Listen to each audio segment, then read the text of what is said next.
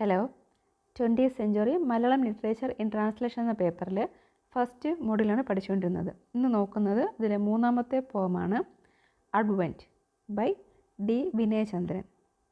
Let's read the introduction.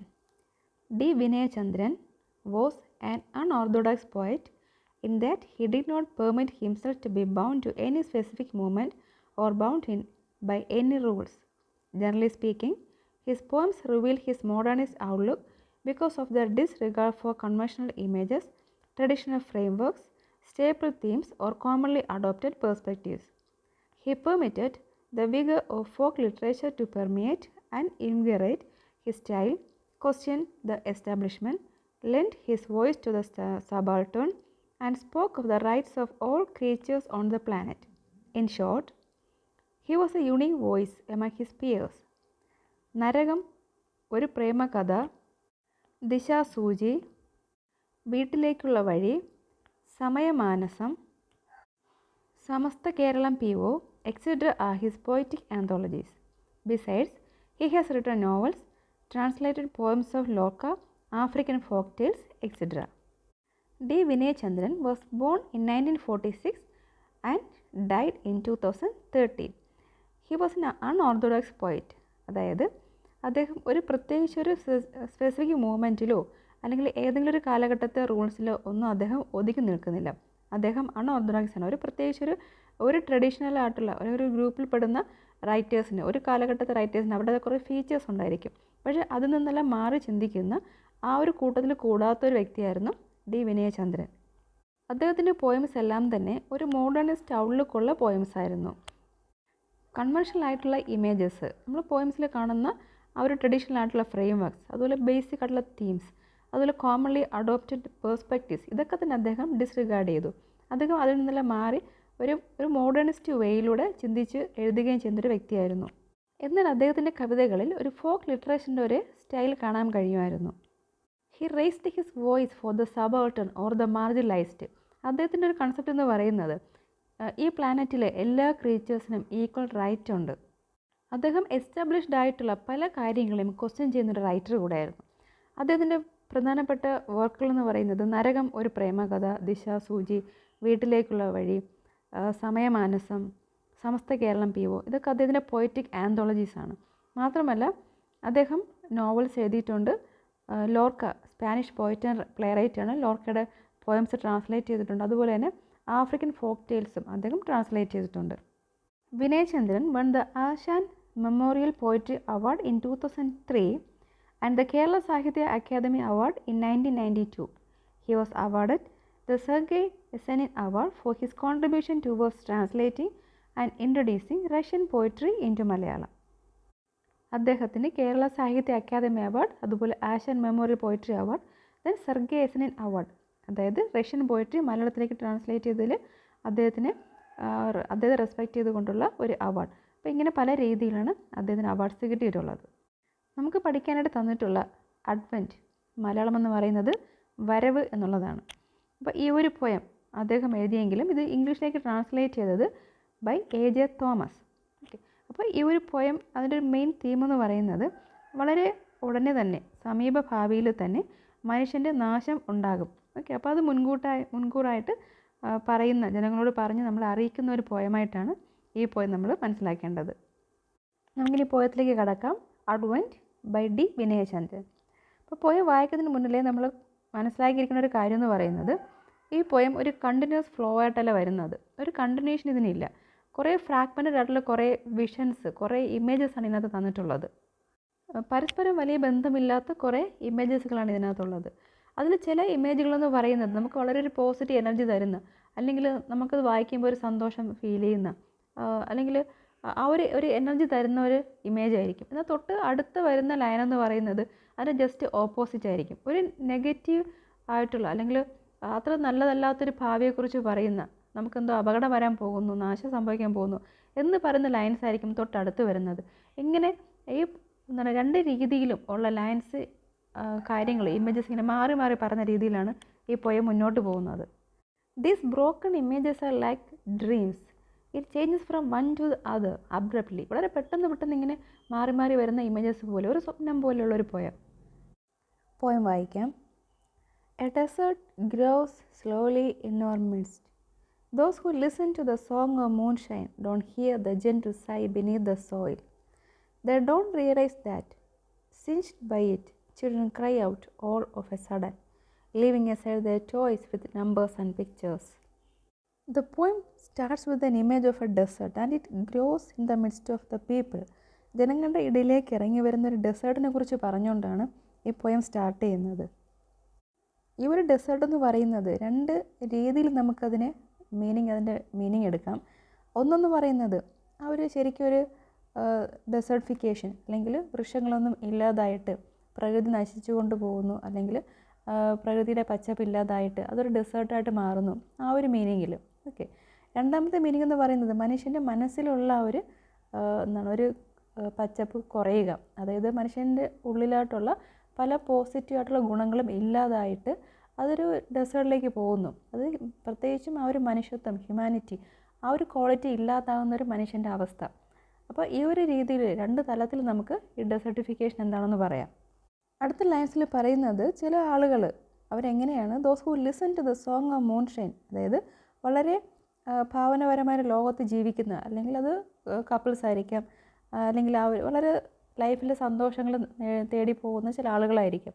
അവർ സന്തോഷമുള്ള സംഗീതങ്ങൾ മാത്രം കേൾക്കുന്നു. പക്ഷേ ആ ഭൂമിയുടെ ഉള്ളിലുള്ള ആ ഒരു തേങ്ങൽ, അതിൻ്റെ സൈ, അത് ഇവർ കേൾക്കുന്നില്ല. വളരെ ജെൻറ്റിലായിട്ടുള്ള ഭൂമി കരയുന്നത് അതവർ കേൾക്കുന്നില്ല, അവരത് റിയലൈസ് ചെയ്യുന്നില്ല. പ്രകൃതിയുടെ ആ ഒരു ദുരവസ്ഥ അത് നശിക്കാൻ പോവുകയാണെന്നുള്ള കാര്യം, അത് ഉള്ളിലൊന്ന് തേങ്ങുന്നത് മനുഷ്യനത് അറിയുന്നില്ല, അവൻ വേറൊരു ലോകത്താണ്. പക്ഷെ അത് തിരിച്ചറിയുന്നത് ആരാണ്? Sensed by children cry out all of a sudden. പക്ഷേ കുട്ടികൾ അവർ വളരെ ഇന്നസെൻ്റാണ്, അവർ വൾണറബിളാണ്. അതുകൊണ്ട് തന്നെ കുട്ടികൾക്ക് അത് പെട്ടെന്ന് തിരിച്ചറിയാനായിട്ട് സാധിക്കും. ഓക്കെ. അപ്പോൾ നമ്മൾ പ്രകൃതിയിൽ നിന്ന് കിട്ടുന്ന പല കാര്യങ്ങളും അത് കണ്ടാമിനേറ്റഡ് ആണെങ്കിൽ അത് പെട്ടെന്ന് ആദ്യം അഫക്റ്റ് ചെയ്യുന്നത് കുഞ്ഞുങ്ങളെയാണ്. ഓക്കെ. അപ്പം കളിച്ചുകൊണ്ടിരിക്കുന്ന കുഞ്ഞുങ്ങളായിരിക്കും പെട്ടെന്ന് കാരണമില്ലാതെ കരയുന്നത്, അല്ലെങ്കിൽ ആ കുഞ്ഞുങ്ങളായിരിക്കും ആ ഒരു നെഗറ്റീവ് സൈഡ് ആദ്യമായിട്ട് അനുഭവിക്കുകയും അത് റിയാക്ട് ചെയ്യുകയും ചെയ്യുന്നത്. അപ്പോൾ കുട്ടികൾ പെട്ടെന്ന് കരയുന്നു. അവരെന്ത് ചെയ്യുന്നു? Leaving aside their toys with numbers and pictures. അവർ കളിക്കുന്നില്ല, അവർ ആകെ ഒരു വെപ്രാളത്തിലാകുന്നു. അപ്പോൾ ഇതൊക്കെ സൂചിപ്പിക്കുന്നത് പ്രകൃതിയുടെ ഒരു നാശമാണ്, അല്ലെങ്കിൽ നമ്മുടെ മനുഷ്യൻ്റെ തന്നെ ഒരു നാശമാണ്. നമ്മൾ പ്രകൃതിയെ സംരക്ഷിക്കാതെ അതിനെ മോശമായിട്ട് കൈകാര്യം ചെയ്യുന്നത് കൊണ്ട് അതിൻ്റെ റിസൾട്ട് എന്ന് പറയുന്നത് കുഞ്ഞുങ്ങളിലൂടെ മനുഷ്യർക്കും എല്ലാവരും അത് തിരിച്ചനുഭവിക്കേണ്ടി വരുന്നു. പക്ഷെ അവരത് മനസ്സിലാക്കുന്നില്ല എന്നുള്ളതാണ് വാസ്തവം. Next, it's true, swinging their legs, splashing the water of the river, the male and the female share the enveloping fragrance of the lone lotus. Beyond the seven skies, the mountain climbing up and up, opening the star threshold, a wing to the other shore of darkness. But we get into Jalaluddin's car, split a pill in two, and give one to Grandpa Auguste. Miraben's pigeons disappear in the billowy smoke from the factory. ഈ ലൈൻസിൽ ആദ്യം പറയുന്ന ഒരു മെയിലിനെയും ഒരു ഫീമെയിലിനെയും കുറിച്ചാണ്. വളരെ happy മൂഡിലാണ്. Okay. അവർ പല സന്തോഷങ്ങളും അനുഭവിച്ച് അവർ പല കാഴ്ചകളും കണ്ട് മൗണ്ടനപ്പുറത്ത്, അല്ലെങ്കിൽ ഒരു സ്റ്റാർ ത്രഷോൾഡ് കഴിഞ്ഞ്, അപ്പോൾ പലതും കാണാനായിട്ട് ആഗ്രഹിക്കുന്ന, വളരെ ലൈഫ് എൻജോയ് ചെയ്ത് നടക്കുന്ന ആ ഒരു യുവത്വം. അപ്പോൾ അങ്ങനെ ഒരു കാര്യം പറഞ്ഞിട്ട് നെക്സ്റ്റ് അടുത്തതിലേക്ക് പോകുന്നത് അവർ ആ ഒരു ഒരു ത്രഷോൾഡ് കഴിഞ്ഞ്, സ്റ്റാറിലേക്കുള്ള ഒരു ത്രഷോൾഡ് കഴിഞ്ഞ് അവർ അപ്പുറത്തേക്ക് എത്തി നോക്കുമ്പോൾ കാണുന്നത് പക്ഷെ എന്താണ് ജലാലുദ്ദീൻസ് കാർ. അതുപോലെ തന്നെ ഒരു പിൽ, അതിനെ രണ്ടായിട്ട് കട്ട് ചെയ്യുന്ന ഒരു പില്ലിനെ കുറിച്ച് പറയുന്നുണ്ട്. അതായത് ഈ പറയുന്ന ലൈൻസൊക്കെ തന്നെ തമ്മിൽ വലിയ കണക്ഷനൊന്നുമില്ല. ഇപ്പോൾ പറഞ്ഞ കാര്യം എന്ന് പറയുന്നത് രണ്ടുപേരും വളരെ ഹാപ്പി ആയിട്ടിരിക്കുന്നു, അവരൊരു ഇമാജിനറി വേൾഡിലാണ്. പക്ഷേ തൊട്ടടുത്ത് തന്നെ പറയുന്നത് റിയാലിറ്റി, അവരായിരിക്കുന്ന നാട്ടിൽ, അവരുടെ പ്രകൃതിയിൽ റിയലായിട്ട് നടക്കുന്ന കാര്യങ്ങൾ എന്താണ് അവിടെ പ്രകൃതിയിൽ ഒരുപാട് പൊല്യൂഷൻ സംഭവിക്കുകയാണ്. അപ്പോൾ ജലാലുദ്ദീൻ്റെ കാർ, ആ വാഹനം കത്തുമ്പോൾ ഉണ്ടാകുന്ന ആ പുകയും കരിയും, അതിൽ നിന്നുണ്ടാകുന്ന മോശമായ വാതകങ്ങൾ, അപ്പോൾ അത് പ്രകൃതിക്ക് എത്രമാത്രം ദോഷമാണ്, മനുഷ്യന് എത്രമാത്രം ദോഷമാണ്. അതുപോലെ തന്നെ split A pill in two and give one to grant Augusty. അപ്പോൾ പ്രത്യേകിച്ചും പ്രായമായ ആളുകൾക്ക് എത്രത്തോളം ഇത് പ്രശ്നങ്ങൾ ഉണ്ടാക്കുന്നു. അവർ മെഡിസിൻ എടുക്കേണ്ടി വരുന്നത് മാത്രമല്ല, ചിലപ്പോൾ ഒരുപക്ഷെ അവിടെ മെഡിസിൻ്റെ ഒരു ഷോർട്ടേജ് കൂടെ അവിടെ ഇൻഡിക്കേറ്റ് ചെയ്യുന്നുണ്ട്. ഒരു പില്ലിനെ രണ്ടായിട്ട് സ്പ്ലിറ്റ് ചെയ്തിട്ട് അതിൽ ഹാഫാണ് ഗ്രാൻഡ് ബായ് കൊടുക്കുന്നത്. അപ്പോൾ അങ്ങനെ നമുക്കവിടെ റീഡിങ് വായിച്ചെടുക്കാവുന്നതാണ്. തൊട്ടടുത്ത ലൈനിൽ പറയുന്നത് മീരാബൻ്റെ പീജിയൻസിന് കാണാനില്ല, ഡിസപ്പയർ ചെയ്യുന്നു. In the billowy smoke from the factory. ഫാക്ടറികളിൽ നിന്ന് ഉയരുന്ന സ്മോക്ക് കൊണ്ട് പീജിയൻസ്, പ്രത്യേകിച്ചും എന്താണ് പക്ഷികളൊക്കെ അപ്രത്യക്ഷമാകുമെന്ന് പറയുന്നത് അവിടെ എന്തോ ഒരു ദുരന്തം സംഭവിക്കാൻ പോകുന്നു എന്നുള്ളതിൻ്റെ ഒരു സൂചനയാണ്. Next, on the bitter God crawl little worms and pesticides.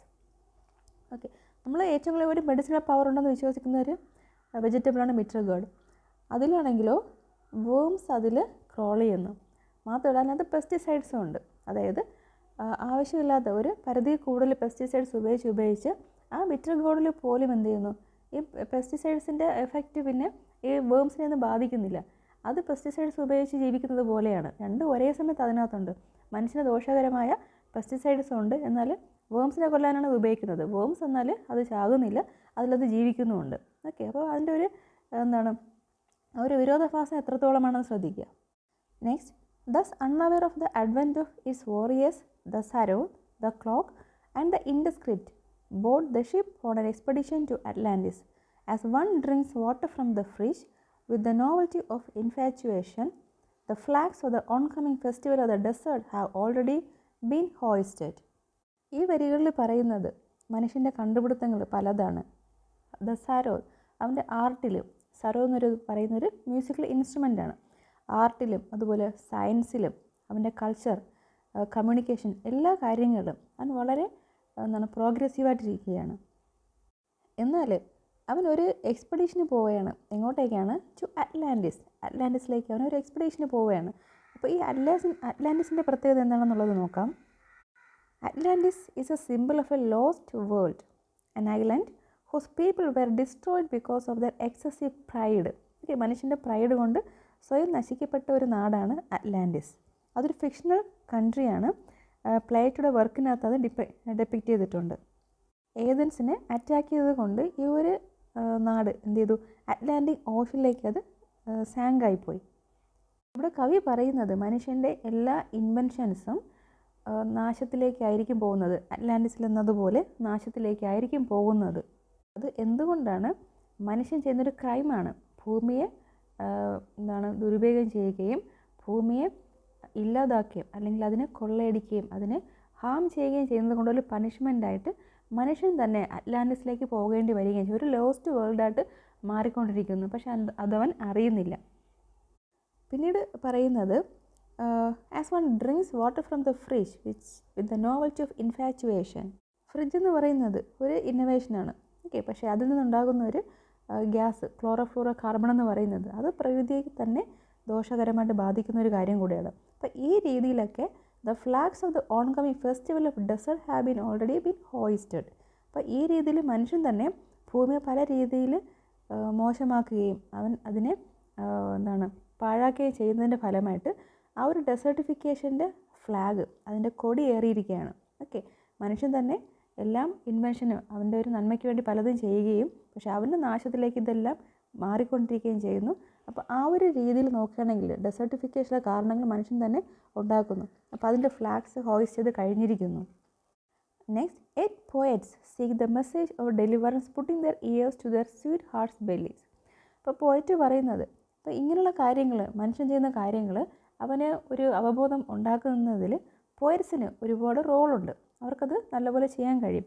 എന്നാൽ പോയറ്റ്സ് പോലും അവരുടെ ഡ്യൂട്ടി കൃത്യമായിട്ട് ചെയ്യുന്നില്ല. അവരെന്ത് ചെയ്യണം? ഈ മെസ്സേജസ് ഡെലിവറി ചെയ്ത് അവരെന്ത് ചെയ്യുന്നു? അവരുടെ ഫിസിക്കൽ പ്ലഷേഴ്സിൽ, അവരുടെ പേഴ്സണൽ കംഫർട്ട് സോണിലേക്ക് അവർ ഒതുങ്ങുകയാണ്. ഓക്കെ, അവരുടെ സ്വീറ്റ് ഹാർട്ടിൻ്റെ കൂടെ ഇരുന്ന് അവരെന്ത് ചെയ്യുന്നു? അവരുടെ സമയം സ്പെൻഡ് ചെയ്യുന്നു. Amid the storm of suppressed air, a nestling ventures out on a flight lesson. The tears of the lone traveler in the cemetery implore, O universe, give me too a way to ride on to escape drowning in your ocean. ഇവിടെ പോയിട്ട് പറയുന്നത് ജനിച്ചു വീഴുന്ന ഓരോ കുഞ്ഞും അത് ജനിച്ചു വീഴുന്നത് അപകടത്തിലേക്കാണ്, ഒരു മരണത്തിലേക്കാണ്. ഓക്കെ, അപ്പോൾ കുഞ്ഞുങ്ങൾ എങ്ങനെയാണോ ഇംപ്ലോർ ചെയ്യുന്നത് യൂണിവേഴ്സിനോട് ഒരു രക്ഷപ്പെടലിന് വേണ്ടി, അതുപോലെ തന്നെ അഡൾട്ട്സും അവരൊരു രക്ഷപ്പെടലിന് വേണ്ടിയിട്ട് ഇംപ്ലോർ ചെയ്യാണ്. സെമിട്രിയിൽ ഒരു ലോങ് ട്രാവലിനെ കുറിച്ച് പറയുന്നുണ്ട്. അതായത് മരിച്ചുപോയ ഒരാൾ, ഓക്കെ, മരണത്തിലൂടെയുള്ളൊരു രക്ഷപ്പെടൽ, അത് മാത്രമേ ഇതിന് പോസിബിൾ ആയിട്ടുള്ളൂ. Next, but the shadows that bade favour to the trees push the gate open with the wheelbarrow of the coffin maker.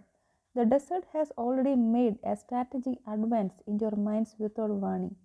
അടുത്തതായിട്ട് വളരെ സ്ട്രൈക്കിംഗ് ആയ ഒരു ഇമേജാണ് പോയിട്ട് പറയുന്നത്. The shadows that bade favour to the trees. മരങ്ങൾക്ക് farewell പറയുന്ന shadows. മരങ്ങളില്ലാത്തത് കൊണ്ട് തന്നെ പിന്നെ ഷാഡോസും ഉണ്ടായിരിക്കുന്നതല്ല.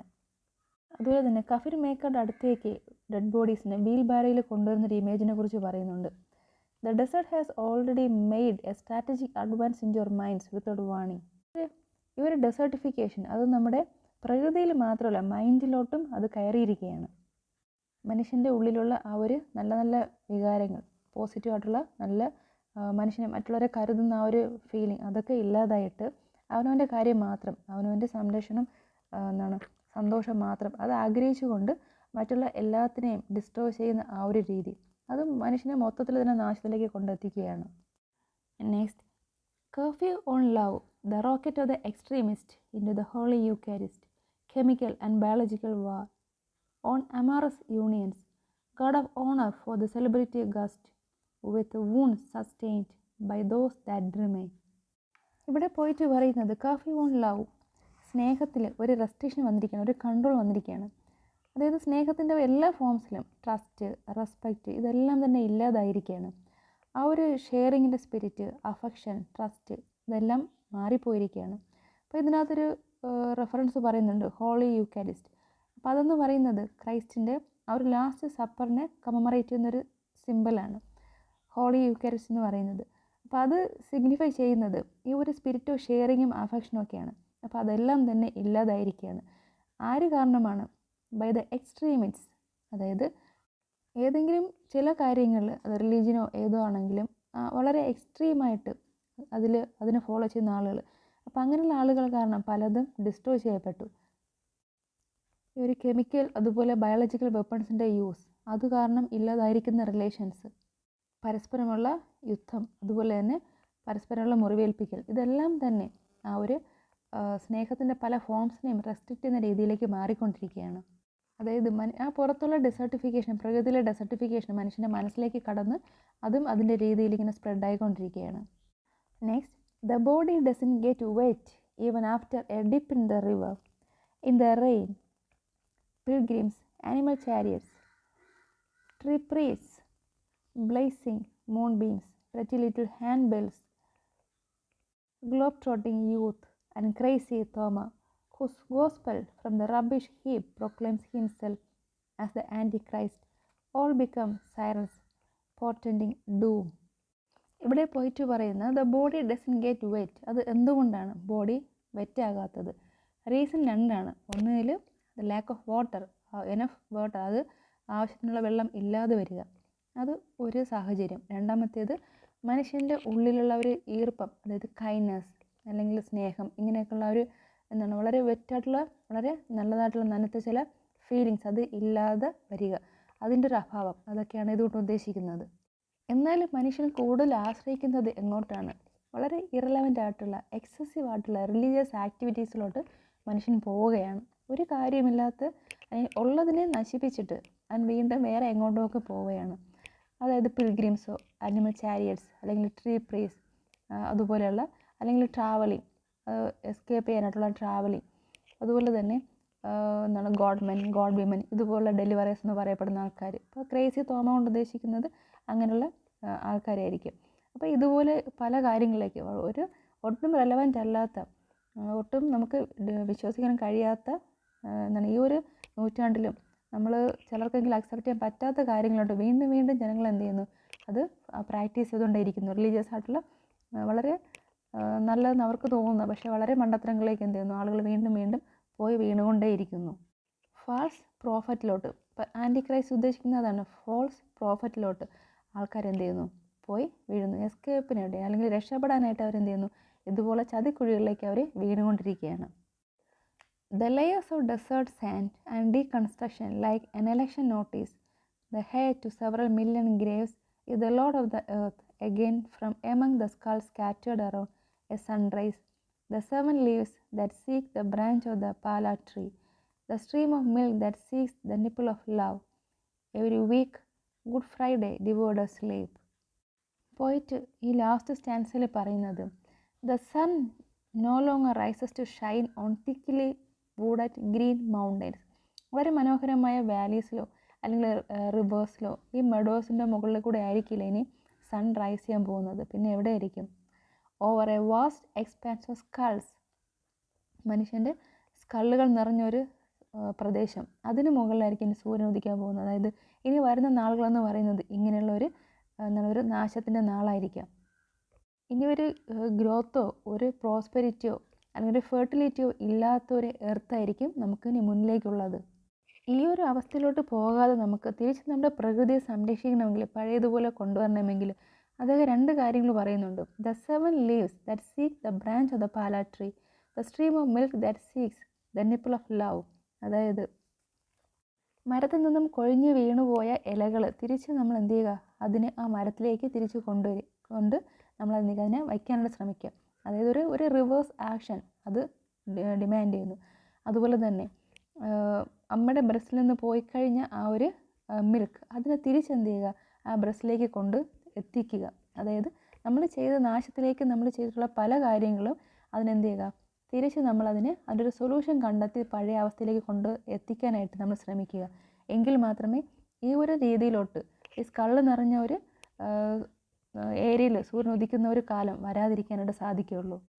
ലാസ്റ്റ് ലൈൻസിൽ ഗുഡ് ഫ്രൈഡേ കുറിച്ച് പറയുന്നു. അപ്പോൾ അതിനകത്ത് പറയുന്ന കാര്യം എന്ന് പറയുന്നത് ജീസസ് ക്രൈസ്റ്റിൻ്റെ ക്രൂസിഫിക്ഷൻ എന്ന് പറയുന്നത് ഒരു ഫെയ്ത്ത്ഫുൾ ആയിട്ടുള്ള വ്യക്തിയെ സംബന്ധിച്ചിടത്തോളം അതൊരു വളരെ സോറോഫുൾ ആയിട്ടുള്ളൊരു ഡേ ആയിരുന്നു. അതൊരു ഫാസ്റ്റിങ്ങിൻ്റെയും ഒരു പെനൻസിൻ്റെയൊക്കെ ഒരു ഡേ ആണ്. അപ്പോൾ ഈ പോയം പറയുന്നത് പ്രകൃതിയെ കൊല്ലുന്നത് ഏകദേശം ക്രൂസിഫിക്ഷന് ഈക്വലായിട്ടുള്ളൊരു കാര്യമാണ്. അപ്പോൾ അങ്ങനെ പ്രകൃതിയെ കൊല്ലുന്ന ഒരു ദിവസം എന്ന് പറയുന്നത് നമ്മളെ സംബന്ധിച്ചിടത്തോളം ഒരു പീസ്ഫുൾ സ്ലീപ്പ് കിട്ടാത്തൊരു ദിവസമായിരിക്കും. പ്രകൃതിയെ ഇല്ലാതാക്കി കഴിഞ്ഞാൽ, നശിപ്പിച്ച് കഴിഞ്ഞാൽ നമുക്കൊരിക്കലും സമാധാനമായിട്ട് ഉറങ്ങാൻ സാധിക്കുകയില്ല. ഇങ്ങനെ പറഞ്ഞിട്ടാണ് ഈ പോയം പോയിറ്റോടെ അവസാനിപ്പിക്കുന്നത്. ഈ പോയത്തിനകത്ത് കുറച്ച് റിലീജിയസ് ആയിട്ടുള്ള ഇമേജസ് കൊണ്ടുവന്നിട്ടുണ്ട്. അതുപോലെ തന്നെ വളരെ ഫ്രാഗ്മെൻറ്റഡ് ആയിട്ടുള്ള ഒരു പോയമാണ്, ബ്രോക്കൺ ഇമേജസാണ് ഇതിനകത്തുള്ളത്. അപ്പോൾ ഈ ഒരു പോയം വായിച്ചു പോകുമ്പോൾ നമുക്ക് ഓട്ടോമാറ്റിക്കായിട്ട് നമ്മുടെ ഉള്ളിലേക്ക് വരുന്ന ഒരു റൈറ്റർ എന്ന് പറയുന്നത് T.S. Eliot അദ്ദേഹത്തിൻ്റെ വേസ്റ്റ് ലാൻഡും ആയിരിക്കും. ഏകദേശം അതുപോലെ. എന്നാൽ ഇതിനൊരു ഒരു കണ്ടിന്യൂഷൻ നമുക്ക് അതിനകത്തുനിന്ന് കണ്ടെത്താനേ സാധിക്കും. ഒന്നിൻ്റെ റിസൾട്ടായിട്ട് മറ്റതിനെ പറയാനായിട്ട് സാധിക്കും. പിന്നെ മെയിൻ തീംസായിട്ട് നമുക്ക് പറയാവുന്നത് ഡീഫോറസ്റ്റേഷൻ അല്ലെങ്കിൽ പൊല്യൂഷൻ, ഗ്ലോബലൈസേഷൻ, മനുഷ്യൻ്റെ ഗ്രീഡ്, എക്സ്ട്രീമിസം, ടെററിസം, ഇങ്ങനെ പല കാര്യങ്ങളും ഇതിനകത്ത് വരുന്നുണ്ട്. ഇനി നമുക്ക് പോയത്തിനകത്ത് തന്നെ പറയുന്ന ഒരു ചെറിയ സമ്മറി, ടെക്സ്റ്റിലൊരു ചെറിയ സമ്മറി നമുക്ക് വായിച്ചു നോക്കാം. Advent, translated by A.J. Thomas, is a very complex poem that foretells the imminent destruction of humankind at 2 levels: physical, desertification of the earth, and internal, aridity of the mind or loss of humanism. But the poet does not convey it directly by means of a sustained narrative. Instead, he strings together many seemingly disconnected images that initially alternate between the romantic fantasies that humans create for themselves and the harsh realities they actually live in. Finally, the images become increasingly negative, focusing almost exclusively on the dark future ahead. For a poet who sees greenery or nature as equivalent to spirituality, desertification is the ultimate nightmare. It symbolizes a world where all values are topsy-turvy, as the last stanza indicates. So ഈ പോയത്തിനകത്ത് 2 ലെവലിലാണ് മനുഷ്യൻ്റെ ഡിസ്ട്രക്ഷനെ കുറിച്ച് പറയുന്നത്. ഒന്ന് ഫിസിക്കലാണ്, desertification of the earth. രണ്ടാമത്തേത് ഇൻറ്റേർണൽ, മനുഷ്യൻ്റെ ആ ഒരു മൈൻഡിലുള്ള loss of humanism. Okay, then അതുപോലെ തന്നെ ഈ പോയത്തിൽ പറയുന്ന മെയിൻ ഐഡിയ എന്ന് പറയുന്നത്, ഒരു വേറെ പ്രധാനപ്പെട്ട ഐഡിയ എന്ന് പറയുന്നത്, ഒരു പോയിറ്റിനെ സംബന്ധിച്ചിടത്തോളം ഗ്രീനറി അല്ലെങ്കിൽ നേച്ചർ എന്ന് പറയുന്നത് ഈസ് ഈക്വലൻ ടു സ്പിരിച്വാലിറ്റി. അപ്പോൾ അത് ഇല്ലാതാവുക, ഗ്രീനറി ഇല്ലാതാവുക അല്ലെങ്കിൽ നേച്ചർ ഇല്ലാതാവുക എന്ന് പറയുന്നത്, അല്ലെങ്കിൽ ഡെസർട്ടിഫിക്കേഷൻ എന്ന് പറയുന്നത് ഒരു പോയിറ്റിനെ സംബന്ധിച്ചിടത്തോളം is the ultimate night Meyer. അത് ഈ പോയത്തിൻ്റെ ലാസ്റ്റ് സ്റ്റാൻസയിൽ നമുക്കത് വളരെ വ്യക്തമായിട്ട് ആ ഒരു ഡിസ്കഷൻ വളരെ വ്യക്തമായിട്ട് പോയിട്ട് കാണിച്ചു തരുന്നുണ്ട്. Short verbal pictures, episodes and phenomena spring up abruptly through out the poem without any introductory phrases or linking arguments. Many of them make references to Christian theology, a few to commonly known myths, and the rest seem to be randomly chosen, possibly personal allusions. The advantage of such a technique of montage is that It helps the narrator, the poem, refrain from making value judgments or notes leading the readers to a specific conclusion. Instead, the readers are given picturesque signposts that indicate the general drift of the poetic argument. Notwithstanding the disjointed appearance of the poem, the last stanza loops back to the first and brings a neat closure to the theme. ഈ പോയിറ്റ് വളരെ ഡയറക്റ്റായിട്ട് തൻ്റെ കൺക്ലൂഷനിലേക്ക് കടക്കുന്നില്ല. അദ്ദേഹം കുറേ pictures, episodes, കുറേ phenomena, അതുപോലെ തന്നെ കുറേ പേഴ്സണൽ അലൂഷൻസ്, മിത്തുകൾ, ക്രിസ്ത്യൻ തിയോളജി, ഇങ്ങനെ പലതിൽ നിന്നെടുത്തിട്ടുള്ള പല പല പിക്ചേഴ്സ് അദ്ദേഹം ഇതിനകത്ത് ഇടുന്നുണ്ട്. പക്ഷേ അദ്ദേഹം അതിനെ ഒരു മൊണ്ടേഷ് അല്ലെങ്കിൽ അതിനെ സെലക്ട് ചെയ്തിരുന്ന് ആ ഒരു കണക്റ്റിംഗ് മെത്തേഡ് എന്ന് പറയുന്നത് ഒരു കൃത്യമായിട്ടൊരു കൺക്ലൂഷനിലേക്ക് വിരൽ ചൂണ്ടുന്ന രീതിയിലല്ല. പക്ഷേ അവിടെ ഇവിടെയൊക്കെ കുറേ പിക്ചേഴ്സ് അദ്ദേഹം വാരി വിതറിയിടുന്നുണ്ട്. ഇതെല്ലാം തന്നെ കുറേ സൈൻ പോസ്റ്റുകളാണ്. ഇപ്പോൾ റീഡേഴ്സിന് കുറേ സൈൻ പോസ്റ്റുകൾ കിട്ടുന്നു, അവർക്ക് സ്വന്തമായ രീതിയിൽ അതിനെ മനസ്സിലാക്കിയിട്ട് ഒരു കൺക്ലൂഷനിലേക്ക് എത്താനായിട്ട്. അപ്പോൾ പ്രത്യേകിച്ച് ലാസ്റ്റ് സ്റ്റാൻസ് വരുമ്പോഴേക്കും അതൊരു ലൂപ്പ് പോലെ നമുക്ക് ഫീൽ ചെയ്യും. ഫസ്റ്റ് സ്റ്റാൻസിലേക്ക് വീണ്ടും കൊണ്ട് എത്തിക്കുന്ന ഒരു ലൂപ്പ് പോലെയാണ് അത് വരുന്നത്. സോ ഈ പോയം വായിക്കുമ്പോൾ നമുക്ക് അറിയാൻ പറ്റുന്നത് ഒരു കണ്ടംപററി സ്റ്റൈലിലല്ലാതെ നമ്മുടെ പോയിറ്റ് വിനയചന്ദ്രൻ വളരെ വ്യത്യസ്തമായ രീതിയിലാണ് അദ്ദേഹത്തിൻ്റെ ആ ഒരു തീം ഇവിടെ പ്രസൻറ്റ് ചെയ്തിരിക്കുന്നത്. അപ്പോൾ ഇതെല്ലാവർക്കും മനസ്സിലായെന്ന് വിചാരിക്കുന്നു. കൂടുതൽ സോഴ്സ് നിങ്ങൾ കണ്ടെത്തി കൂടുതൽ വായിച്ച് കൂടുതൽ പോയിൻറ്റ്സ് കണ്ടെത്തി നമ്മൾ കൂടുതൽ വായിക്കുന്നതനുസരിച്ച് കൂടുതൽ കാര്യങ്ങൾ കൂടുതൽ ഐഡിയാസ് നമുക്ക് കിട്ടും. ഓക്കെ, അപ്പോൾ ഇത് മനസ്സിലായെന്ന് വിചാരിക്കുന്നു. Thank you.